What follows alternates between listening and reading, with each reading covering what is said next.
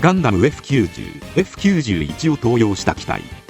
シルエットフォーミュラ計画、アナハイムエレクトロニクスの歴史。ハーディガン、G キャノンマグナ、シルエットガンダム、ネオガンダムは、主に、漫画、機動戦士ガンダム、シルエットフォーミュラ91で活躍が描かれた機体です。これらは、サナリー製モビルスーツの F90 や F91 を超えるべく、アナハイムエレクトロニクスが、サナリーの技術を投用して、新たなモビルスーツを開発する計画、シルエットフォーミュラプロジェクトに基づいて開発された機体です。今回は、そんなシルエットフォーミュラプロジェクトに基づいて開発された機体について解説させていただきます。宇宙世紀において、宇宙世紀100年以前は、アナハイムエレクトロニクスのモビルスーツが数多く戦場を飛び交っていました。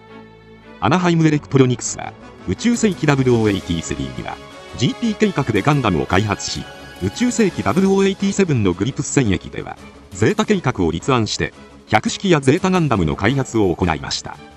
さらにゼータ計画は完遂したものの、アクシズ軍との戦いに向けて、さらなる高性能モビルスーツとして、ダブルゼータガンダムやスペリオルガンダムを開発。その後の第2次ネオジオン構想では、ニューガンダムやリガスイ、ジェガンといった地球連邦軍の機体に加えて、サザビーやヤクト動画、ディラ動画といったネオジオン軍の機体までも開発して両軍に供給します。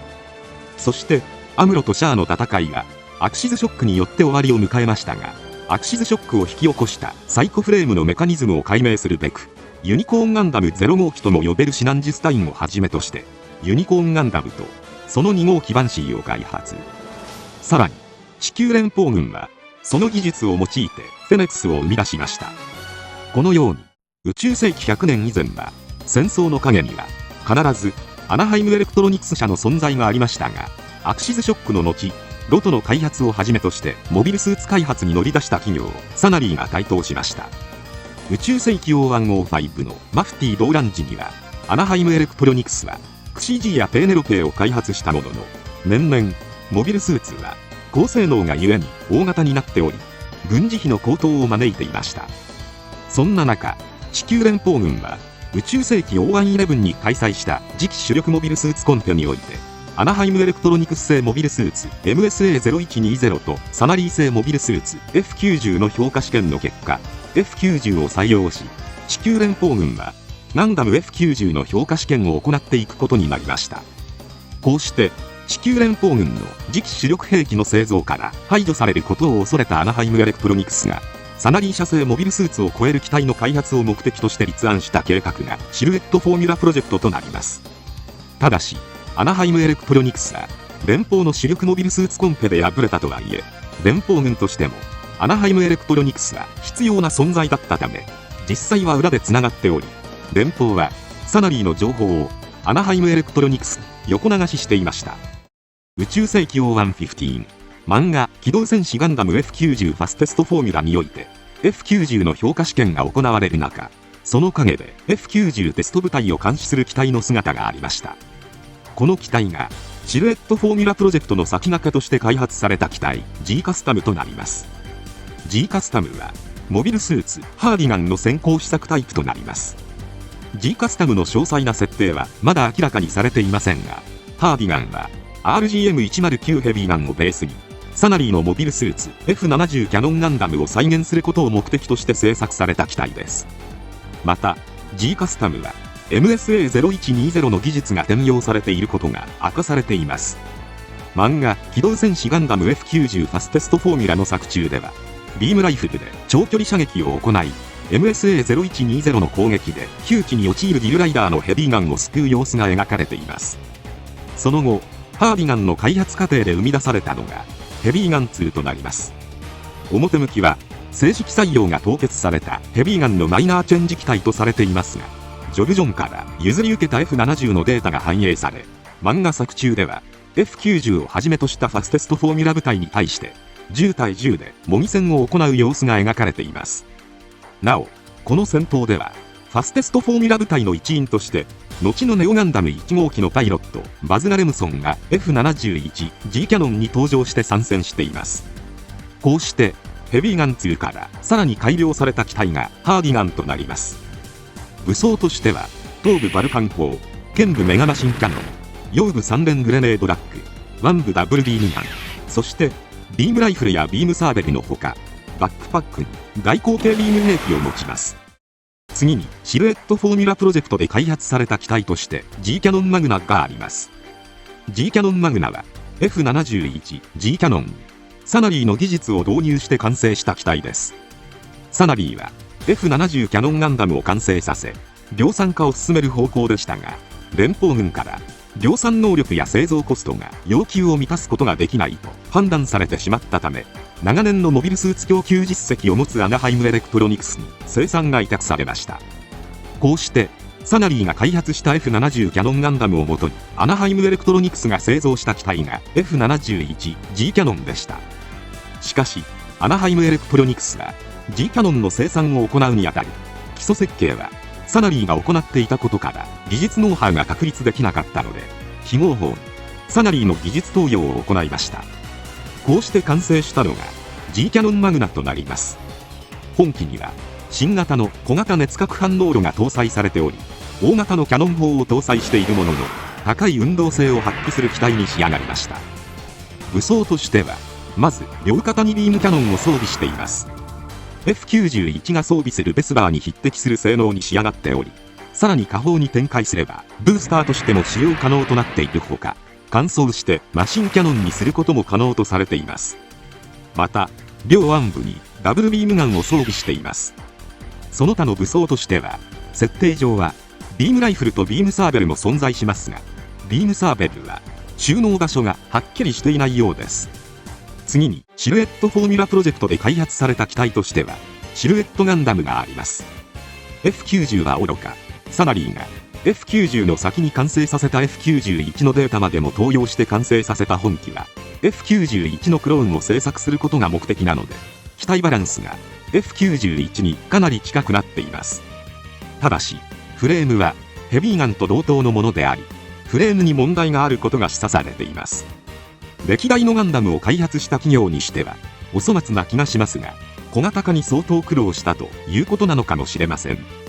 F91 はバイオコンピュータを搭載した機体として完成しましたが、アナハイムエレクトロニクスはバイオコンピュータを完成させることができなかったので、シルエットガンダムにはバイオコンピュータの代わりにパイロットの技術や癖を読み込んでバランスを調整する高性能教育型コンピュータが搭載されています。また量産化を見越して誰でも動かせるモビルスーツを作り出すためのプログラムマニューバコントロールサンプリングサポートシステムが搭載されているので、モビルスーツの動きに制限がかかるようになっています。漫画機動戦士ガンダムシルエットフォーミュラ91の作中ではクロスボーンヴァンガードと遭遇した際、機体の制約がかかっていたので苦戦を強いられていましたが、パイロットのトキオランドールは MACSS をカットして本来の性能を取り戻し、デナンゾンを撃墜しています。武装としては F91 のクローンだけあって似た兵装となっています。まず固定武装として頭部バルカン砲、剣部にメガマシンキャノンを持ちます。ハイブバックパックには2機のビームサーベルとベスバーを搭載しています。ベスバーはサナリーの技術を投用して完成させた武装ですが、F91 のベスバーに内蔵されている大規模コンデンサーの解析ができなかったため、シルエットガンダムのベスバーは本体から分離して使用することができなくなっています。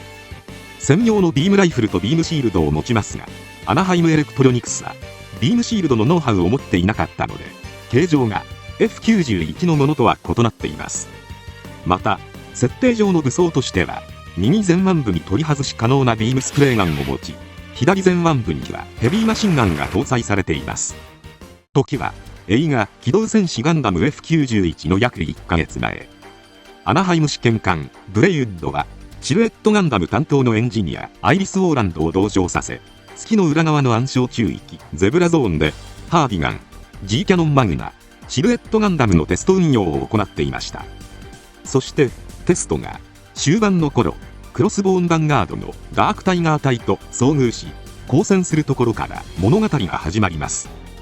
ブレイウッドはなんとか撃退に成功しましたが、エンジンの損傷が激しく、修理を行うべく近くのコロニーに立ち寄りました。コロニー内でギラ動画の襲撃を受けますが、ハーディガンのパイロットケビン・フォレストはこれを撃墜します。そしてギラ動画のパイロットレイラ・ラギオールがネオジオン残党であり、過去の連邦軍の襲撃によって両親を亡くしていることを知りました。そして時を同じくしてコロニー連邦軍のバズ・バレムソン大佐が率いる戦艦エイジャックスが到着します。そこでアイリスが見たものは2機のネオガンダムでした。アナハイムエレクトロニクスは F91 と同等の性能を持つシルエットガンダムが完成したことからシルエットフォーミュラプロジェクトは一応達成したものの、次期主力モビルスーツ開発メーカーの座に返り咲くためには圧倒的な性能を持つモビルスーツ開発が必要と考えました。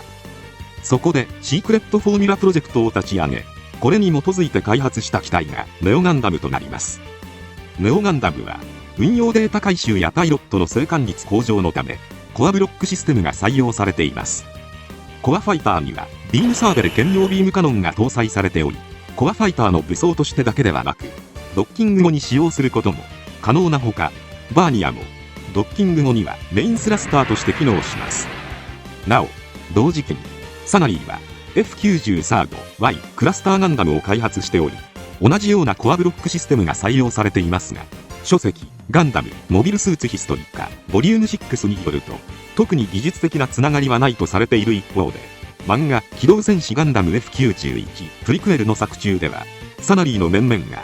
逆に非合法に入手したネオガンダムのテスト運用の映像を視聴しながら自社の F93Y クラスターガンダムを投用した機体であると非難する様子が描かれています。ネオガンダム1号機は漆黒の機体であり、ガルムソンがブッホコンツェルンから入手したネオサイコミュシステムが搭載されています。これはラフレシアにも搭載されているシステムで、機体とリンクすることで手足を使わなくても操縦が可能になります。2号機は白系統の機体であり、従来と同じ操縦系統となっています。武装としては専用武装 G バードを持ちます。これは F91 のベスバーに搭載されている大規模コンデンサーの技術がアナハイムエレクトロニクスでも確立したことから実現した兵装です。100式のメガバズーカランチャーのように機動力を補助することが可能で、小型でありながら高出力を誇ります。漫画作中では一撃でエイジャックスを沈める様子が描かれています。またビームシールドはシルエットガンダムと異なり F91 のような腕部と一体化した小型デバイスになりました。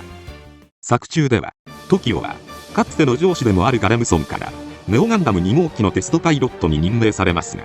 ガレムソンがジオン残党狩りを名目に虐殺を行う人物と知っていたためこれを拒否します。さらにブレイウッド隊がクロスボーンヴァンガードと交戦したのは偶然ではなく、戦争を作り出すために連邦とアナハイムエレクトロニクスの上層部が仕組んだことだと知ります。そして同じくエイジャックスで捕らえられていたアイリスと共にネオガンダム2号機を強奪して脱出しました。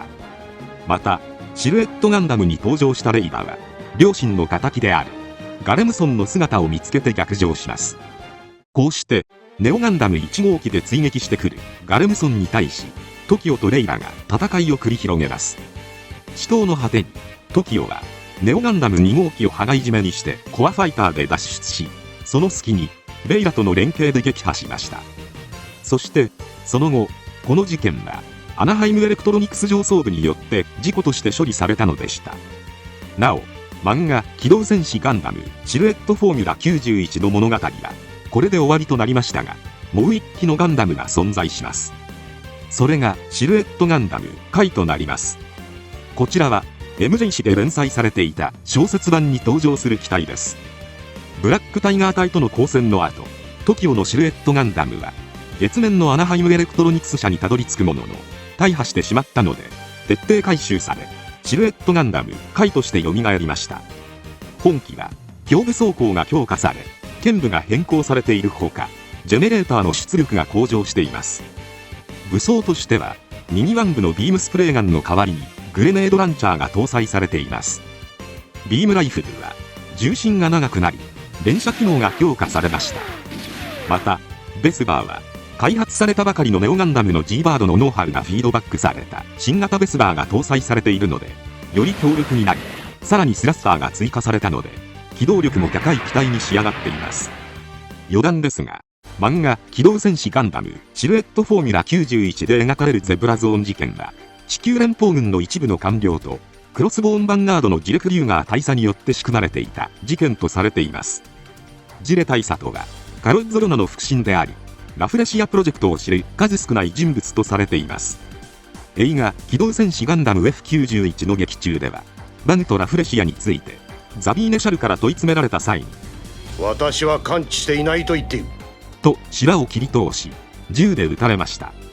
映画内ではどこまで関与しているのか分かりにくい人物でしたが、スマホ用ゲーム機動戦士ガンダム UC エンゲージではまさかのバグを両肩に搭載したジレ専用のベルガギロスが登場しているので、今後機動戦士ガンダム F90 パステストフォーミュラのような他作品でもラフレシアプロジェクトやシルエットフォーミュラに関わる重要人物として登場するかもしれません。今回はこれで以上となります。チャンネル登録されるかはお任せいたしますので、もしよければもう一本動画を見ていただければとても嬉しいです。最後までご視聴いただきありがとうございました。